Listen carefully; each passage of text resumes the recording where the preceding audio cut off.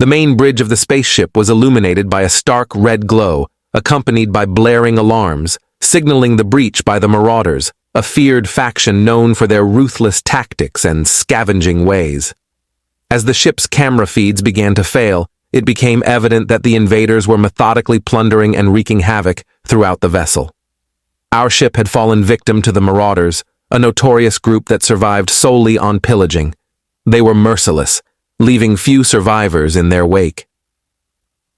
As a medic on board, I scrambled to the main control room, where my training would be put to the ultimate test. Being a ship medic meant mastering treatments for various species, a daunting task given the diversity of life in space. With one species left to study, humans, I found myself facing an injured crew member of that very species. When the sole human crew member, battered and bloody, burst into the room with an injured U-Turk in tow, I cursed my delay in completing my manual. Despite my frustration, my training kicked in as I tended to the U-Turk's wounds. Meanwhile, the human insisted on venturing out to find the captain, armed to the teeth with weaponry from the ship's arsenal. Despite my protests, the human's determination to aid any survivors prevailed, and he geared up for battle. His readiness to confront the Marauders head-on left me astonished, realizing that even in the face of overwhelming odds, there are those who refuse to back down. I couldn't believe what I was hearing. "You must be joking," I spluttered. "The Varaxi will tear you apart in seconds. They're bred for combat. Going out there is suicide." But the determined gaze of my companion, Jake, didn't waver. "Even if it's suicide, I won't go down without a fight. If I'm going to die, I'll die fighting," he declared. With a sense of purpose, he connected his holopad to the ship's systems and silenced the emergency sirens, plunging the command center into an eerie quiet, punctuated only by distant chaos. "What's your plan?" I asked, my voice tinged with apprehension. Jake's fingers flew over the holopad's interface before he tossed it to me, revealing a play button on the screen. "Hit play when I step out that door, and keep it running," he instructed with a grin. "It's a little human trick to boost morale and performance in combat, trust me."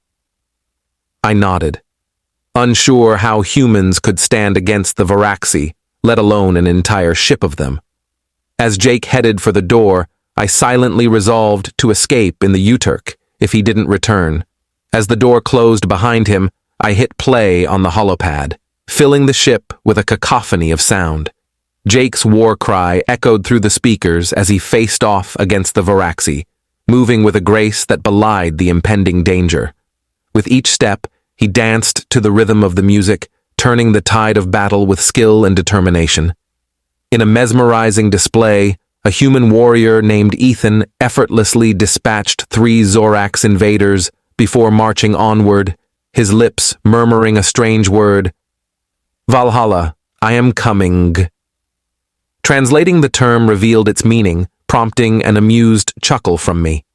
Ethan swiftly engaged more foes, deftly neutralizing them with his rifle and a tactical flash grenade. His lethal efficiency, coupled with a peculiar music echoing through the ship, left me dumbfounded. Despite his wounds, Ethan relentlessly pressed on, rescuing crewmates and battling with renewed vigor whenever a new song played. Each track seemed to energize him further. From AC/DC's Thunderstruck to Queen's Don't Stop Me Now, Ethan's actions synchronized with the music, amplifying his strength and resolve. As he single-handedly repelled the invaders, I marveled at the untapped potential of sound waves as a human augmentation tool. Eventually, with the pirates vanquished and rescue imminent, Ethan's battered form collapsed, yet he remained animatedly reciting song lyrics. His survival and triumph remained a baffling enigma, hinting at humanity's hidden arsenal and the potent influence of music as a secret weapon.